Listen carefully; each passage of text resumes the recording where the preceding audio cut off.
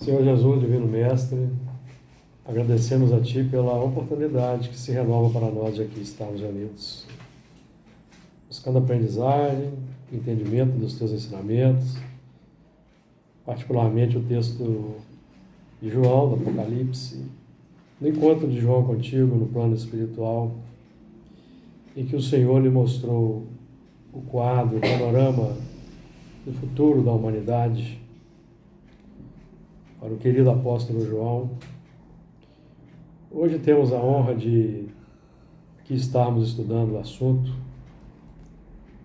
utilizando das chaves que a doutrina espírita nos oferece e particularmente compartilhando com todos aqui os entendimentos que foram estabelecidos pelo nosso irmão Honório Onofre de Abreu, seus trabalhos no Grupo Espírita Emmanuel, durante 10 anos de estudos do Apocalipse. Nós agradecemos por essa honra, por essa prerrogativa, pedimos a Ti o amparo, a inspiração, a luz, para que nós possamos realizar o melhor ao nosso alcance. Muito bem, capítulo 22 do Apocalipse, continuando, terminando, na verdade nós estamos terminando, deixa eu me conferir. Eu cometi um erro aqui, tá? Página 96, tá? Tô na brincadeira aqui na hora da brincadeira. É 96. Nós começamos a estudo da página 96, o primeiro versículo, do capítulo 22, que vamos terminar hoje. Nós ainda não terminamos. Vamos então fazer a leitura. Apocalipse, capítulo 22, versículo 1. Vou ler aqui aquele grupo de versículos que eu sempre leio, para nós aqui nos situarmos. E mostrou-me o rio puro da água da vida, claro como cristal, que procedia do trono de Deus e do Cordeiro. E no meio da sua praça, e de uma e da outra banda do rio, estava a árvore da vida, que produz 12 frutos, dando o seu fruto de mês em mês. E as folhas da árvore são para a saúde das nações. E ali nunca mais haverá maldição contra alguém. E nela estará o trono de Deus e do Cordeiro, e os seus servos o servirão. E verão o seu rosto, e nas suas testas estará o seu nome. E ali não haverá mais noite, e não necessitarão de lâmpada, nem de luz do sol, porque o Senhor Deus os alumia, e reinarão para todo o sempre. Muito bem, nós iniciamos já o estudo desse versículo nas duas últimas reuniões, o versículo 1 do capítulo 22, que traz para nós a seguinte ideia. E mostrou-me o rio puro, da água da vida, claro como cristal, e procedia do trono de Deus e do Cordeiro. Nós trabalhamos bastante já os quatro primeiros pontos aí os 3 primeiros pontos do versículo, que mostrou-me o rio puro, da água da vida, claro como cristal, que procedia do trono de Deus e do Cordeiro. Então, do trono de Deus procedem as diretrizes,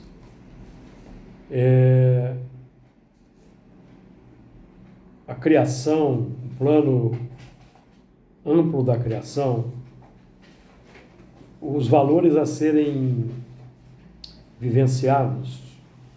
Por quem? Por nós, que quando alcançarmos a excelência da vivência, nos tornaremos o Cordeiro, que é o símbolo da humildade, o símbolo da obediência, o símbolo da simplicidade. Agora já dotados de um conhecimento amplo, que é o caso, por exemplo, de Jesus, o Espírito um espírito perfeito. Então é necessário que... Sabemos que Deus não exerce ação direta na matéria, nós aqui sempre lembramos esse aspecto. Temos aprendido com os espíritos, na questão 536b do Livro dos Espíritos. Então, o que parte de Deus, em termos de diretrizes, de valores filosóficos, precisa ser concretizado no mundo, que é o nosso trabalho aqui, do Cordeiro no plano amplo, do governo do mundo, do direcionamento da humanidade, e por isso que ele é o nosso modelo e guia. E nós, por nossa vez, à medida que vamos entrando na posse, na adoção das diretrizes divinas para a felicidade, e vamos transformando em vivência, exemplo, vamos entrando nesse plano do Cordeiro, vamos nos tornando instrumentos divinos, no plano em que nós nos encontramos, mesmo ainda com deficiências, e vamos então compartilhando com os irmãos da humanidade o que já somos capazes de vivenciar e de exemplificar. Então esse é o processo. Parte de Deus, vamos simbolizar assim, o chefe de gabinete divino recolhe, vai descendo, chega aos Messias, que são os Cristos, governadores, chega nos apóstolos, nos discípulos, e assim sucessivamente até chegar no plano que vai beneficiar todos. Porque o plano é de inclusão, não é de acepção de pessoas. O plano não é o plano de criar um grupo de eleitos, de escolhidos. Não. É de inclusão total. Por isso que os mundos são solidários, somos imortais, existe a reencarnação, o que nós não fazemos no mundo, iremos continuar no outro. E assim sucessivamente, até que nós consigamos alcançar aquele estágio, aquela etapa. Temos todo o tempo do universo. Temos a eternidade. Então, Deus é misericordioso, Deus é paciente. Permite que nós extrapolemos das prerrogativas de egoísmo, da manutenção do egoísmo, buscando satisfação de todos os interesses pessoais, ele permite. Só que nós vamos sendo transmigrados de mundos quando os mundos chegam nas etapas finais de ciclos. E nós não estamos capacitados para continuar no ciclo seguinte. Então nós somos recambiados. Vamos ser úteis nos mundos mais atrasados, cujas humanidades não têm esse conhecimento ainda. Então, os endurecidos, os cristalizados é que vão levar o conhecimento para as humanidades ainda na faixa do embrutecimento crasso, na faixa ainda muito próxima da animalidade, porque eles também precisam do incentivo para a evolução, da indução positiva e propositiva para avançar mais depressa na evolução. Agora, aqueles que não têm interesse nas revelações, eles vão permanecer cultivando o egoísmo, o orgulho, a vaidade, a cobiça e outros interesses pessoais, e a dor vai fazendo o trabalho de reajustamento lento no tempo. Então eles vão gastar mais tempo. Vamos sofrer mais por não adotarmos de pronto aquilo que a revelação traz para nós, que é para nos libertar daquela roda, daquele círculo mais material, mais grosseiro de experiências. Essa é a função da revelação. Então, procedia do trono de Deus e do Cordeiro. Então é filosofia e ação. Filosofia e ação. Filosofia e prática. Então, quando se fala o rio emana do trono de Deus somente, já que ele que irradia tudo no universo vem dele, parte dele. Ele é o causa primária de todas as coisas, inclusive nossa causa. E nós vamos então trabalhando em cima da criação. Um exemplo, quando nós pensamos, nós estamos utilizando do fluido cósmico universal, movimentando em forma de pensamento. As partículas do nosso pensamento não são criadas por nós, são transformadas do fluido cósmico universal. Por isso que tem aquela fala que Deus tudo vê, tudo sabe. Então nós não criamos a essência da criação, não é nossa obra. O que nós criamos? Nós, os filhos, formamos os mundos, as esferas espirituais, as moradas. É obra do espírito humano. Mas a criação é divina. Quem criou o fluido cósmico? Deus. Tudo que existe é transformação do fluido cósmico. Então a criação original é divina. Nós, em cima da criação, nós vivemos. Aliás, Paulo que dizia isso. Em Deus vivemos, nos movemos e existimos. Então, na essência, nós não criamos nada. Nós elaboramos o nosso mundo interior, que é a nossa criação. Mas tudo com base nas leis estabelecidas do determinismo divino, na busca pela felicidade, de tal forma que nenhum de nós escapa dessa condição. Porque a nossa destinação é a suprema felicidade. Essa é a nossa destinação. Bom, muito bem. Então, o versículo 20, o primeiro versículo do capítulo 21, 22 já foi.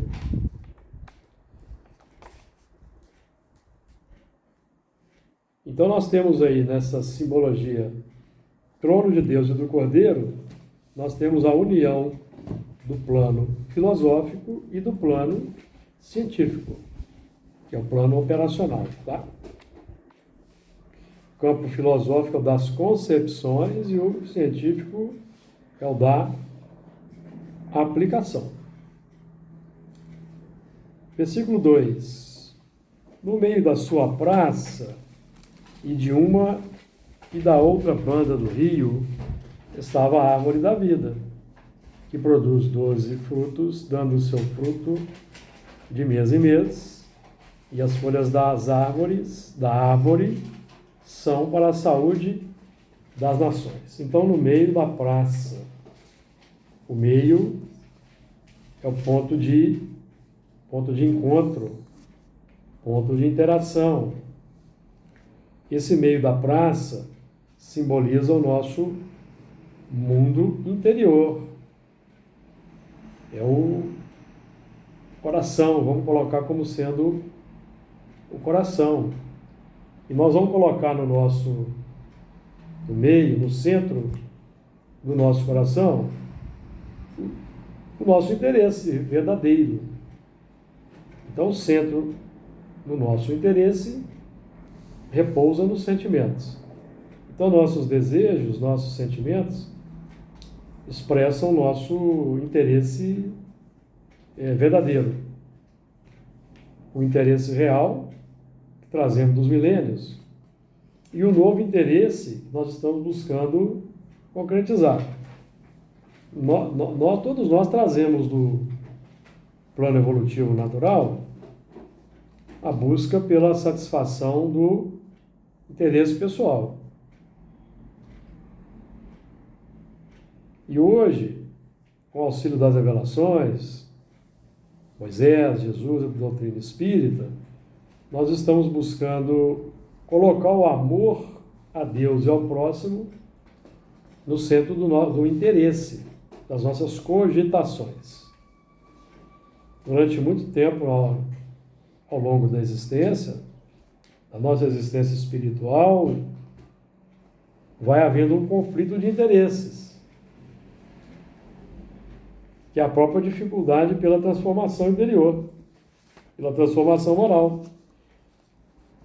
Porque nós estamos, quando se fala em transformação moral, nós estamos falando em, basicamente, vencer o egoísmo pelo amor ao próximo.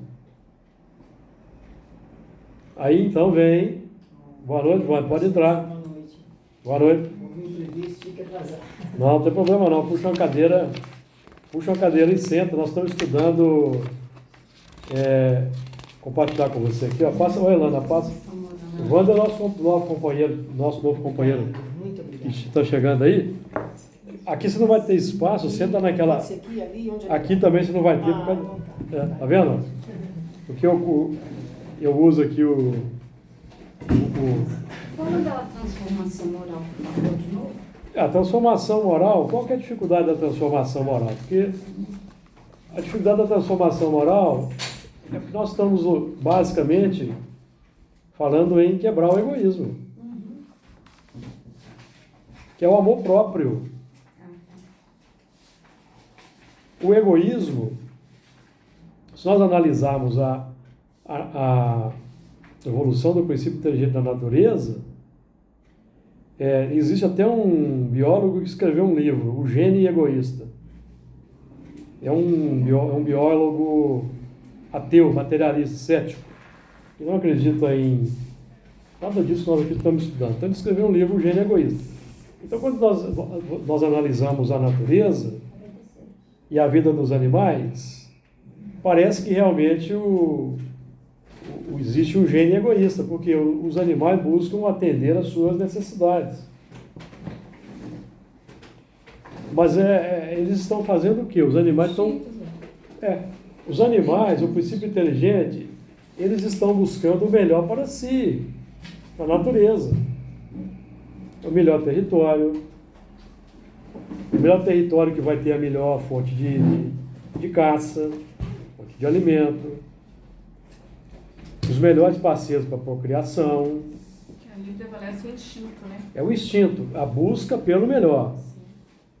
Porque quando nós falamos em determinismo divino, que nos impulsiona para a evolução, nós estamos falando de uma força de dentro para fora, que o próprio princípio inteligente expressa em si como a busca pelo melhor.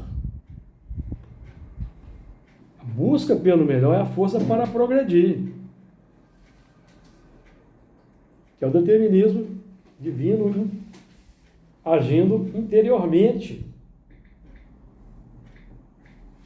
Por quê? Porque o Deus é a inteligência suprema, a causa primária de todas as coisas.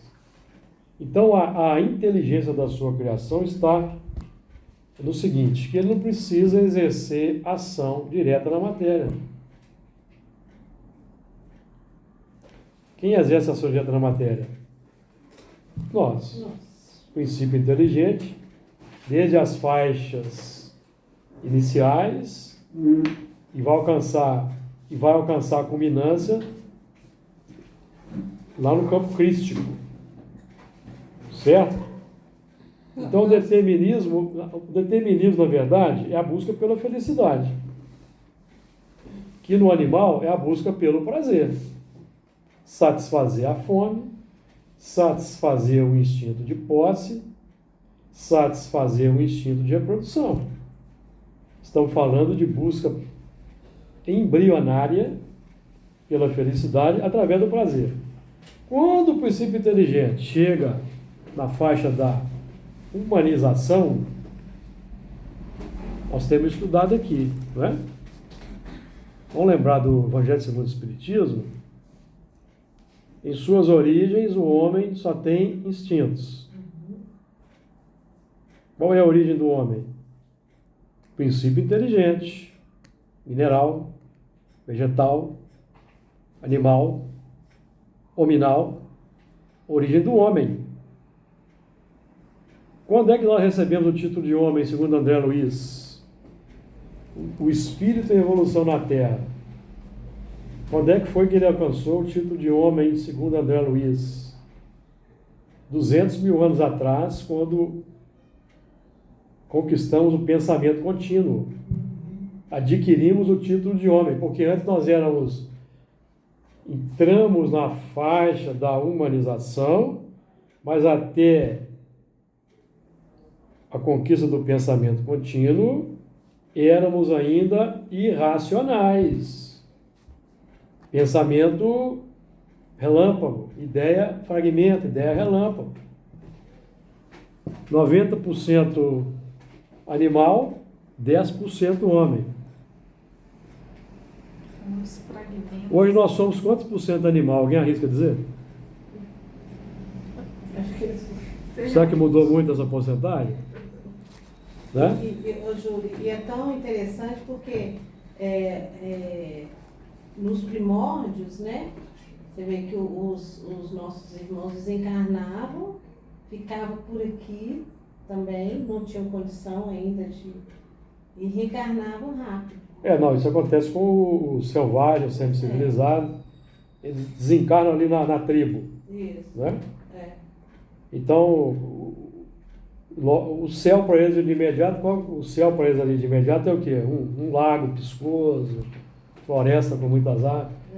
Mas eles logo perdem a forma, perdem o perispírito. Porque o que mantém o perispírito pleno no mundo espiritual é o pensamento. É como o ar que enche o balão, é o pensamento.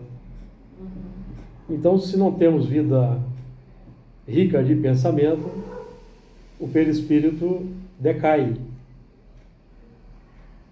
Nós deduzimos que é para a forma ovoide, aí eles são atraídos pelas futuras mães, ficam ali no ventre, conchegados ali na forma ovoide. Até a Divina Misericórdia. Quando aí tem uma fecundação, eles reencarnam. Certo? Homem primitivo da floresta. Primitivo da floresta. Que vai avançando, o pensamento vai sofisticando, aí então nós conseguimos ficar mais no mundo espiritual, mais tempo. Agora, contextualizando, esse homem que a gente sabe que é os selvagens, hoje encarnados, se você comparar com hoje outros espíritos, nós, por exemplo, os espíritos mais velhos, por que algumas questões eles ainda estão à frente da gente, mesmo com esse É a sabedoria normal da natureza. O princípio inteligente vem evoluindo da natureza. Então ele tem uma sabedoria natural ali que ele... Mas quando chega na faixa da humanidade... Ele pode se corromper, isso? Não está lá no Evangelho segundo o Espiritismo? Nesse mesmo texto que eu estou citando aqui, que em suas origens o homem só tem instintos. É do Lázaro, capítulo 11, versículo item 8. Em suas origens o homem só tem instintos.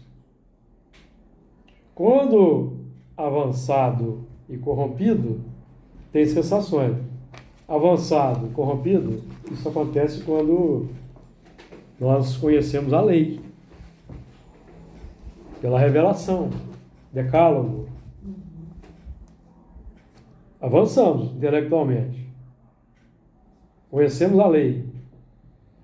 Mas o que nós queremos continuar atendendo? O egoísmo. Satisfazer os instintos.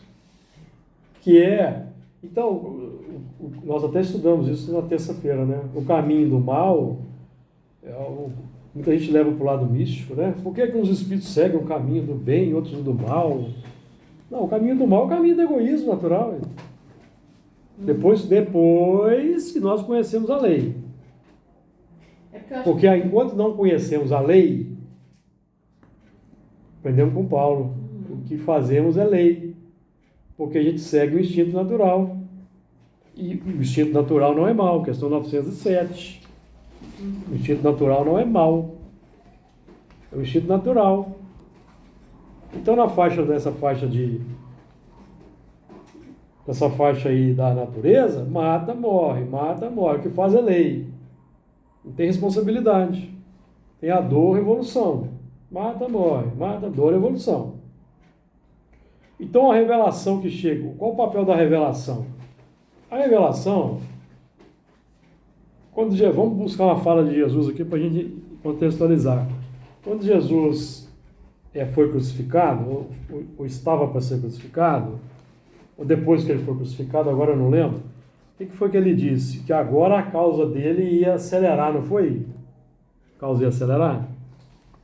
Você que lembra da Bíblia aí? Está em João 17. Cita aí. Fala que naquela próxima àquela oração final que ele fez, Sim. Ele já estava se desprendendo de tudo que ele veio aqui para fazer como Sim. homem encarnado. Sim. Aí nesse desprendimento que você está fazendo essa colocação aí. Sim. De uma transição dele próprio para uma outra dimensão que não seria mais aquela carnal. Sim. Mas aí ele falou que a causa dele depois da crucificação ia ser acelerada.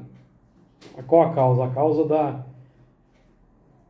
implantação da revelação que ele trouxe.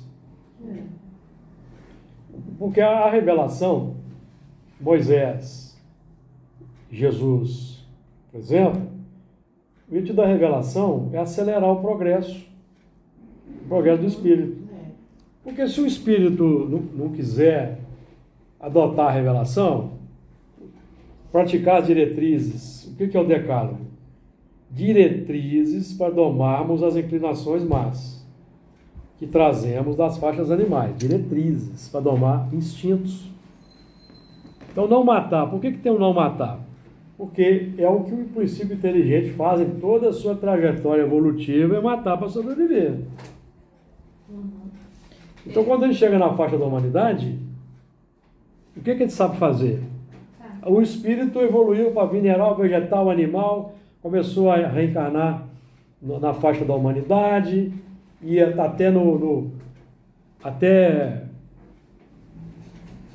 3.000, 4.000 anos atrás, o que a gente fazia? Matava, não é isso? Então ele segue o instinto. Natural. Não tem problema. Nulidade moral, questão 955 do Livro dos Espíritos. Nulidade moral. Não tem responsabilidade. Ele faz o que o determinismo divino para o que direciona. Não é? Então, por que tem o não matar? Porque quando chega na faixa da consciência desperta, pensamento contínuo, nós vamos precisar respeitar o direito de viver do outro. Que aí começa a haver a responsabilização, consequentemente, expiação no futuro, se nós não nos transformarmos. Evolução não é fácil, não, gente. Evolução é difícil, é demorada a evolução.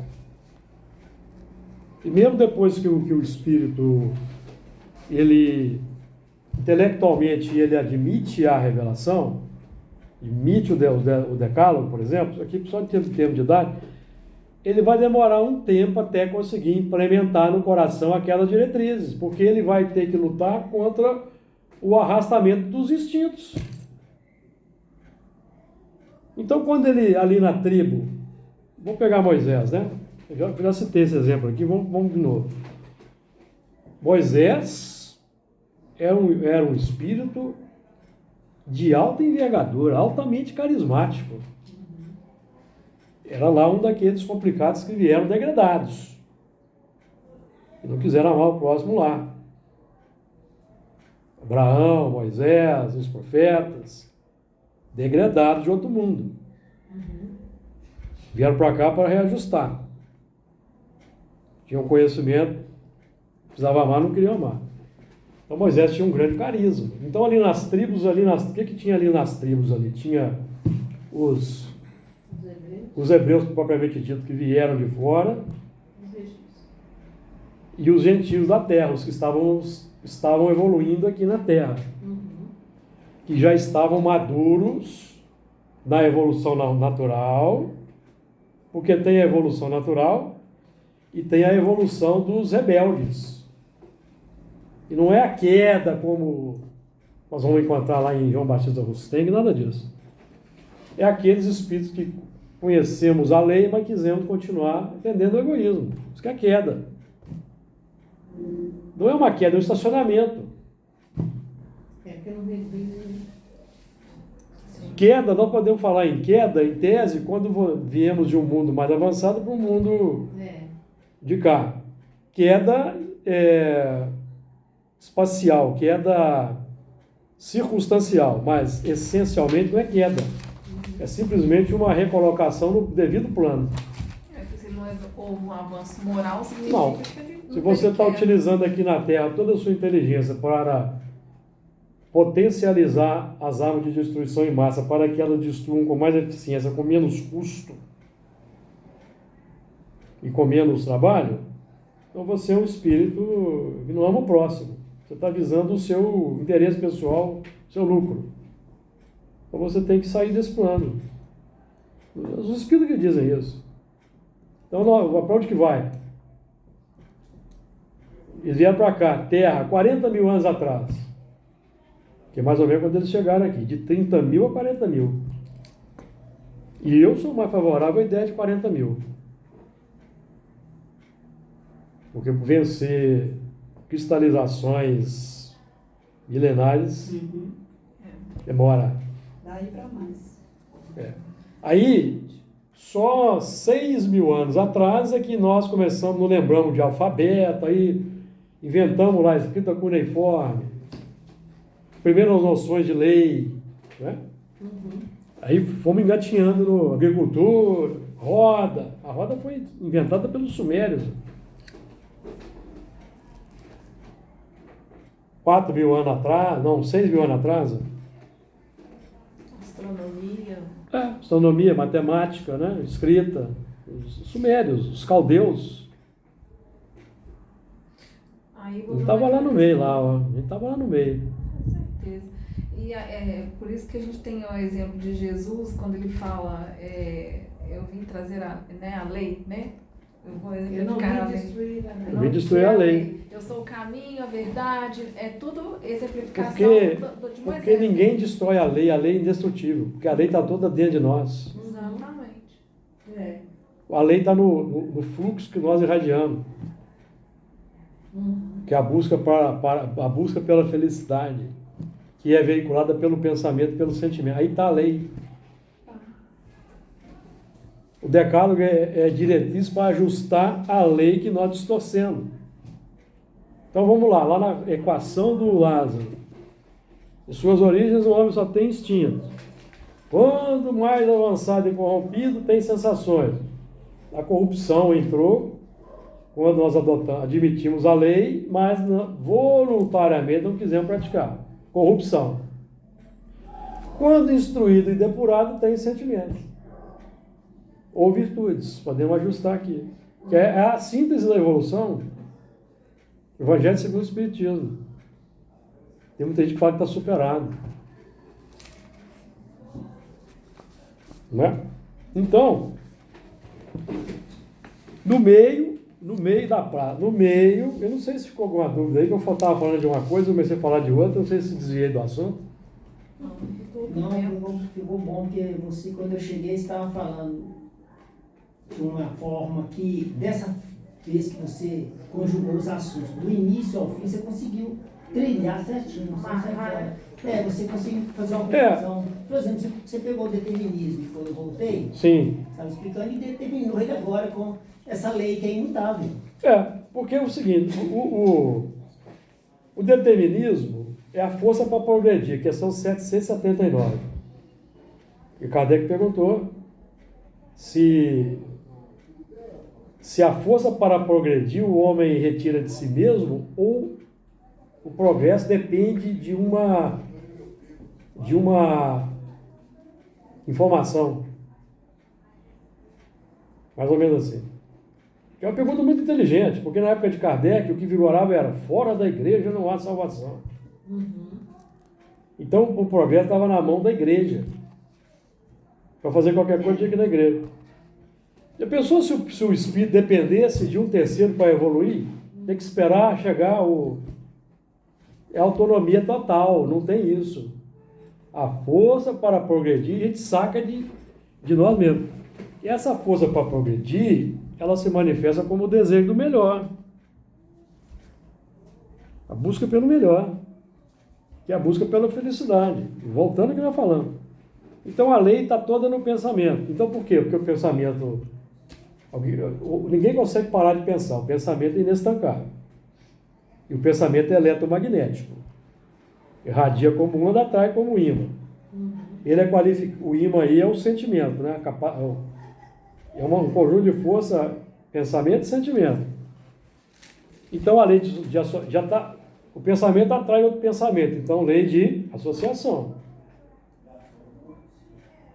Consequentemente, sociedade, porque nós vamos atrair os afins, encarnado e desencarnado. Lei de sociedade.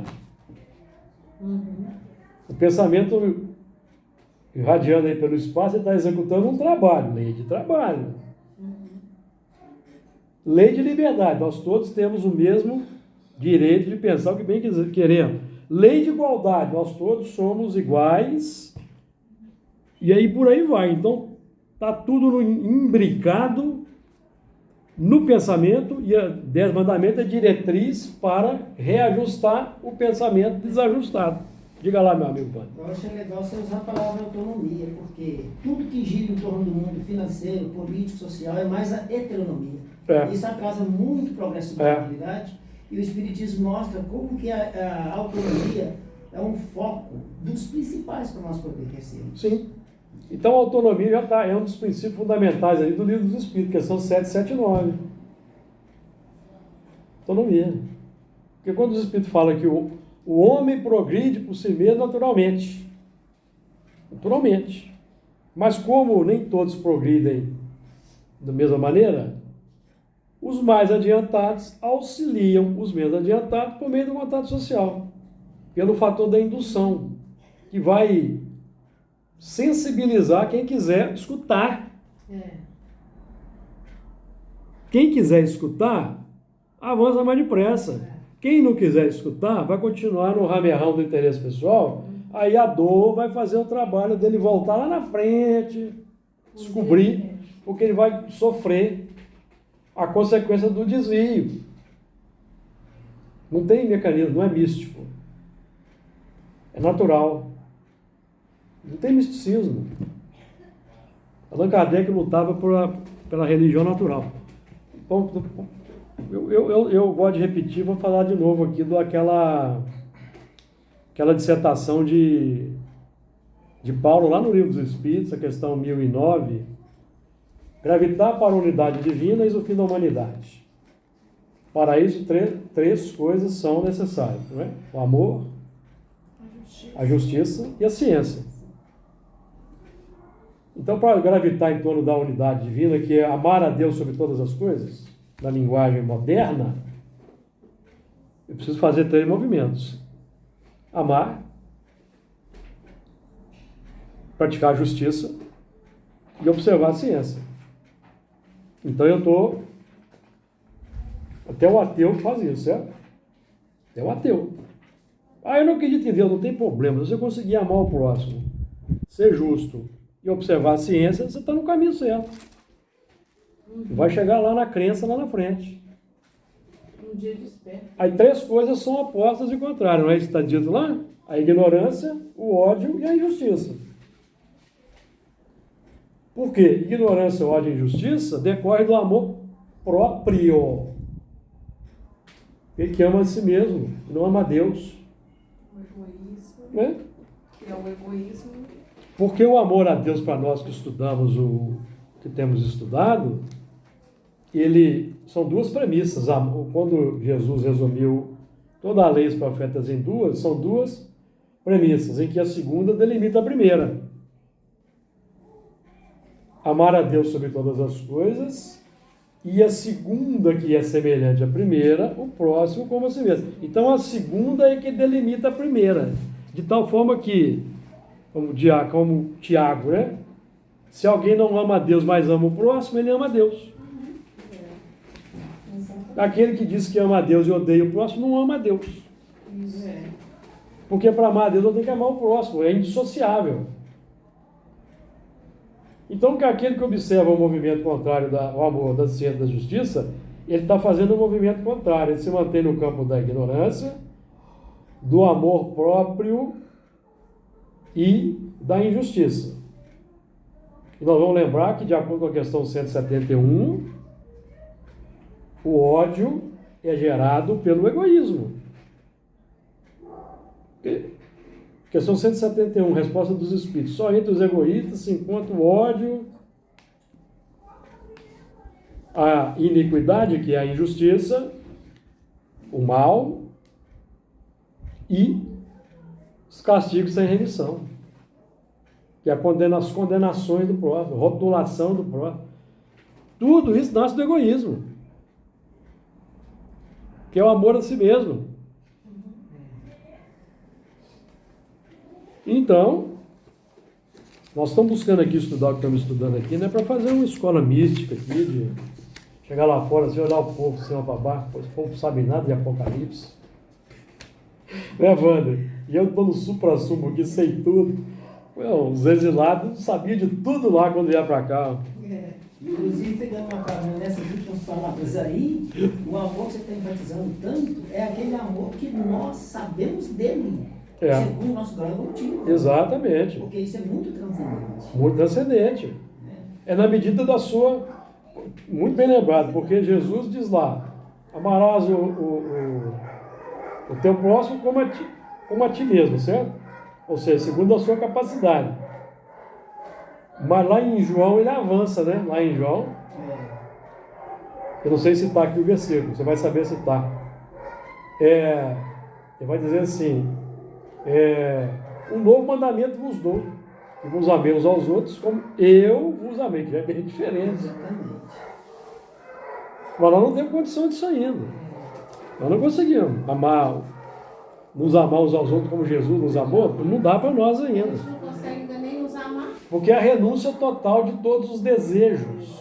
Mas amar a Deus Renúncia acima total de todos as os coisas, desejos. a gente consegue, né? Oi? Amar a Deus acima de todas as coisas. Não, Não, também não. só amando o próximo. Então, mas quando você ama o próximo, você está amando Eu vou fazer a pergunta Eu vou fazer a pergunta para você que o João fez na sua primeira sua epístola, 1 João 20, 4, 20. Como pode alguém amar a Deus a quem não vê, sem amar o próximo a quem vê? Nós não vemos a Deus. Né? Como é que você vai amar um abstrato? Como é que você ama? Como é que nós amamos a Deus na prática? Amando a natureza, Sim. respeitando a natureza, respeitando todos os seres, observando a ciência, pois Kardec vai dizer que nós devemos ficar com a ciência sempre, praticando a justiça e amando. Assim que nós amamos a Deus. Não é no templo adorando uma imagem, decorando o mandamento, não. Isso é aos poucos. É. Nós amamos ainda o nosso círculo. O foco é bem pragmático. O foco é pragmático. É amar a natureza, amar o próximo primeiro, consequentemente a natureza em sequência. Porque lá no Evangelho segundo o Espiritismo, o que os Espíritos dizem lá? Há pessoas que repletas desse sentimento, despendem esse sentimento com animais, coisas e plantas. Espécie de misantropos a reclamarem da humanidade. Não quer dizer que nós não vamos amar as coisas, os animais, as plantas, mas o foco é o próximo primeiro. Porque é o que o mundo carece. O mundo não está carecendo de amor, gente. E hoje nós estamos nessa fase, né? Muito nessa fase, desse amor animal, amor planta. Amor, sim. Estamos esquecendo de amar. Exatamente. Tem que amar o ser humano. Por isso que nós estamos nessa Entendeu? nessa dificuldade aí que estamos nessa época aí. O amorzinho mais refinadinho é o da mãe, né? Exatamente. Vamos avançar aqui, então, meio da praça. Então, no meio da praça, nós estamos falando aqui do meio do coração. E eu estou indo devagar aqui, que nós vamos ter que falar da árvore que está no meio do jardim. Nós não vamos falar hoje. Eu não tenho essa não. 96 tem. A 96 Eu já dei tem muito tempo. 96, já dei tem muito tempo. Não, também. Eu nem tenho mais aqui, a 96. Né? Aqui, ó, tem uma aqui, ó. Aí, ó. Eu já dei, tem muito tempo que eu dei. Tem muito tempo que eu dei. Mas pode ficar com aquela aí, não tem problema não, tá sobrando. E nós vamos falar aqui da confusão lá do Jardim do Éden, mas não vamos falar hoje não, porque não vai dar tempo. 97, 98. No meio. Oi? 96 eu tenho. Então. Eu te dei a 96, 97, 98 aí, não dei? Nem agora. Não, eu cheguei tarde. Eu não cheguei Semana tarde. passada eu te dei, né, não? Eu não vi. Semana passada Vê não? na aula, não veio? E eu só que eu tenho uma aqui para você aqui. Eu sou bom, já estou melhorando, devagarinho nós chegamos lá. Então, esse meio da praça aí, a praça, nós já falamos no coração, é o centro essencial do nosso padrão, já falamos aqui. Nós colocamos no meio da praça o nosso interesse. Nós estamos aqui hoje buscando transformar o interesse pessoal, que é do amor próprio, para o amor em termos mais coletivos. Nós estamos buscando deslocar o que está no centro do nosso jardim ainda, que é o amor próprio. É o centro do nosso jardim. É o atendimento do interesses próprios, certo? Nós estamos trabalhando para deslocar isso, colocar o próximo no meio, que é o grande movimento que nós estamos buscando fazer.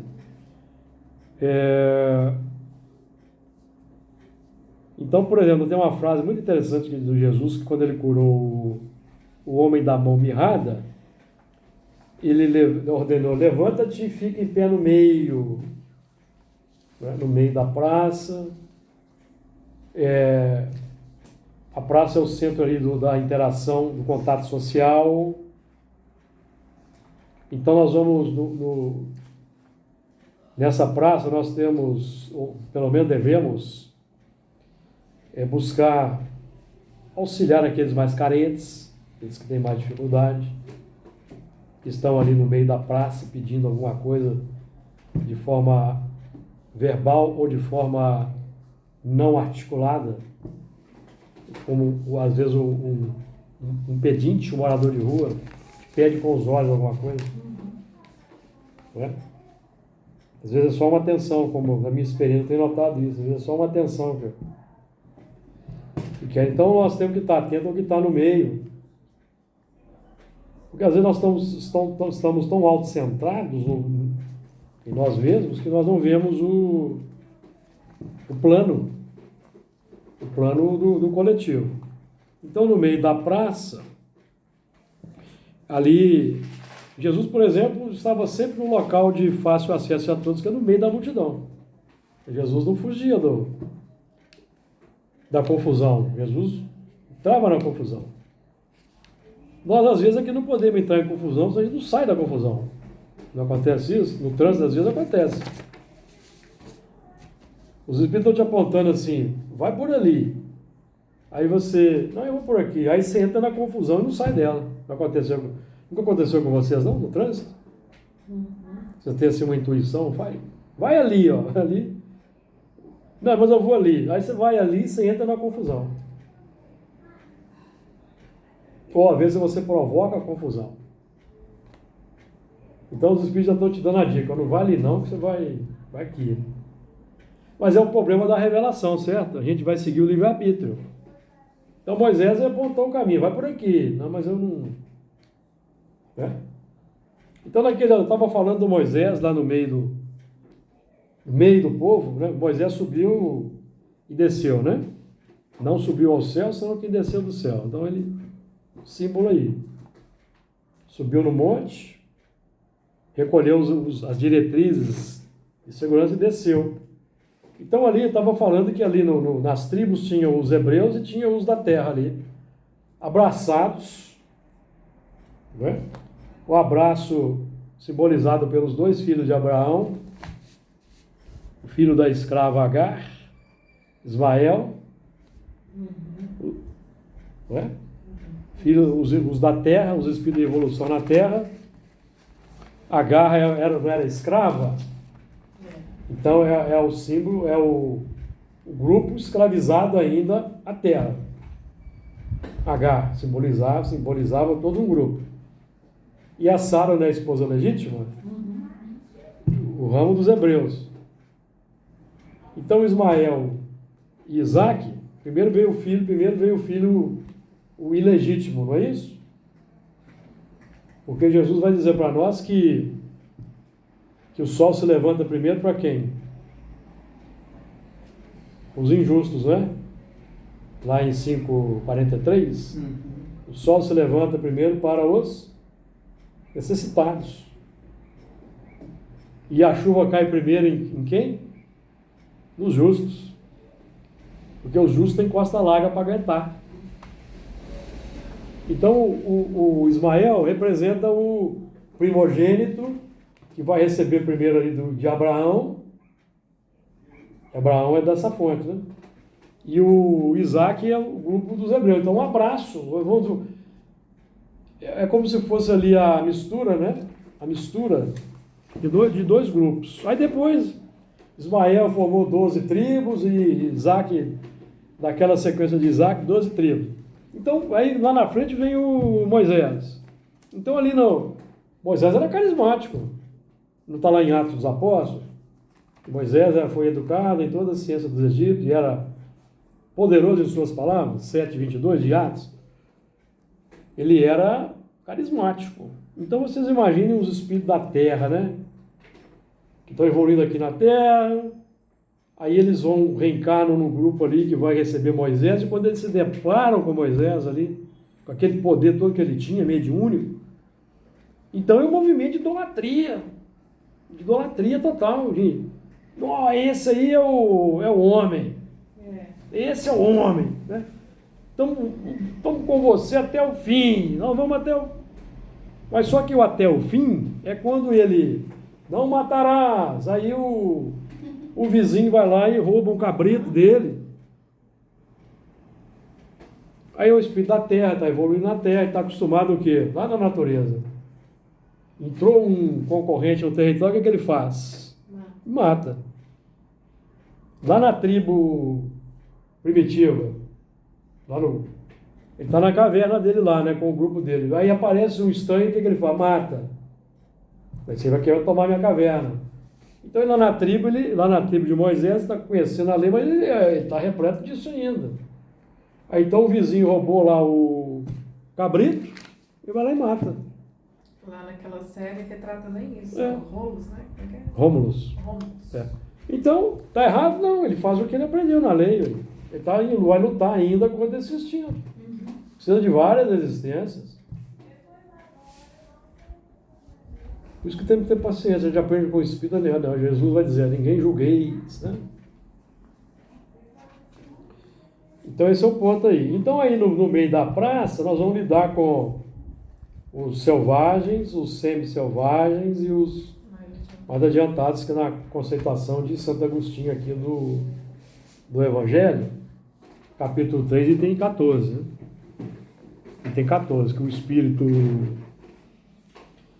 o irmão Jacó trabalha isso bem no livro Voltei, daquelas equações lá, depois podemos trazer de volta aqui mais à frente. Então, Jesus se colocou no meio da praça. No meio da praça. Jesus é representação da árvore da vida.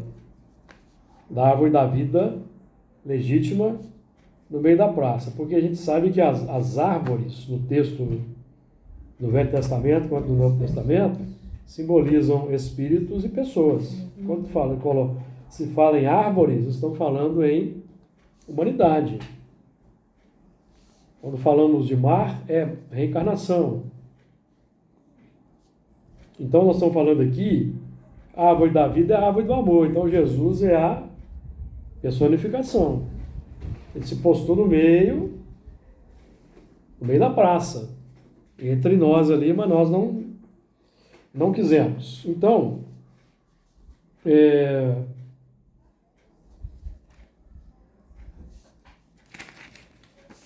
e de uma e da outra banda do rio, nós no meio da sua praça, e de uma e da outra banda do rio, aí nós podemos aqui, antes de entrar aqui no assunto do Honório, nós podemos definir o rio. Lembra nós citamos aqui o Pensamento e Vida, né, do Hábito, capítulo 20. O hábito é uma esteira de reflexos mentais acumulados impondo constante indução à rotina. Aí ele vai depois, o Emmanuel continua e compara o hábito com o rio, que nós nos mantemos nessa rotina da mesma forma que uma embarcação na correnteza do rio. Vamos nos deixando levar, seguindo aquele fluxo, que é o fluxo milenar nosso. Muita gente vai seguindo o fluxo. Vai seguindo o fluxo, só que vai a dor, vai chegar na dor. Vai chegar na dor. Não é praga, não é maldição e nem é misticismo, é a lei natural. Porque o fluxo do egoísmo vai levar para o sofrimento. Não tem escapatória, não. Então, o que aflora nesse rio, o pensamento também é um rio. O pensamento também é um rio. É o rio que sai de nós, o fluxo. Então, de uma e outra banda do rio, nós temos o pensamento aí simbolizando o quê, por exemplo? O campo consciente, a mente, consciência desperta. Não é o nosso fluxo de pensamento não é o da consciência desperta? Só que nesse fluxo de pensamento afloram coisas do passado e já começam a despontar o que nós estamos aprendendo aqui, que é mensagem do futuro para nós. Jesus para nós é o homem do futuro, nosso futuro lá, bilhões de anos lá na frente. Você apresentou para nós aqui. Então nesse fluxo aí vem coisas do passado, que é podemos simbolizar isso aí que nós estamos falando com a Arca de Noé, as 3 andares da casa mental, os animais embaixo, o consciente, o segundo plano ali da alimentação, família no 3º andar, que a família ali já era de Noé, já representa a família dessa árvore que estamos falando aqui, que vem de cima, e isso é um trabalho, é outro assunto.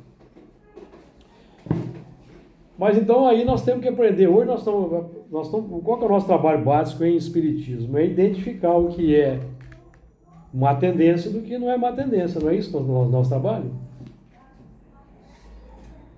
A má tendência é o passado, é o subconsciente.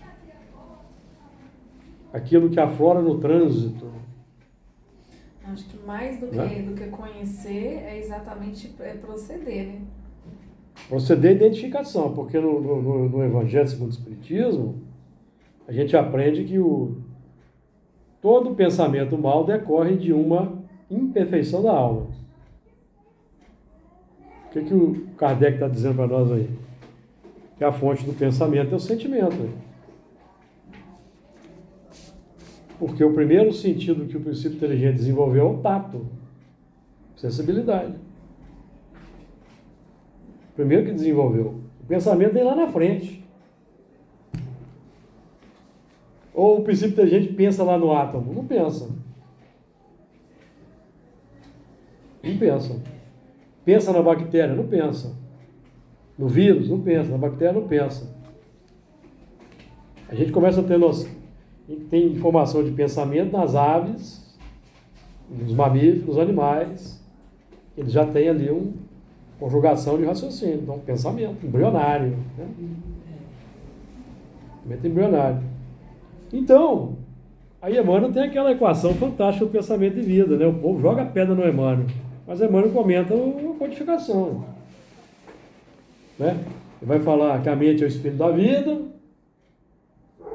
em toda parte. Aí o espelho executa dois movimentos, o espelho capta e reflete na fração de segundo. O espelho capta a imagem e reflete na fração de segundo.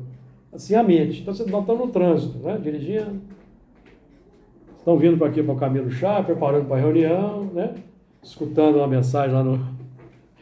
Leva uma fechada. Qual que é o reflexo? Qual é o reflexo? Porque o reflexo esboça a emotividade, vai dizer lá Emmanuel.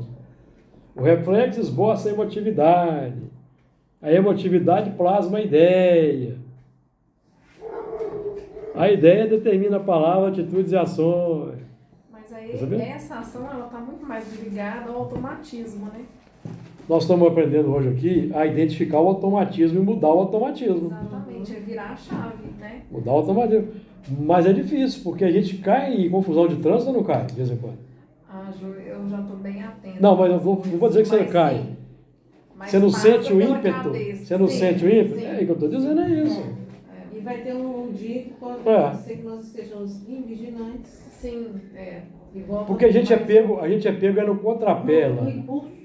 É no contrapé. Quando você menos espera, você entra na discussão. Mas é aí que aí mas eu acho que a gente acontece. consegue, no mínimo, ter um bom senso de não cair como caía antes. Aí, entendeu? mas logo depois você Eu cai em acho. si, vem um arrependimento. Aí, É. Amigos, nosso tempo esgotou aqui. Na semana que vem nós retomamos aí do versículo 20, do versículo 2, que eu não quis alongar por causa da praça, da árvore. E vai dar um pouco de trabalho para nós.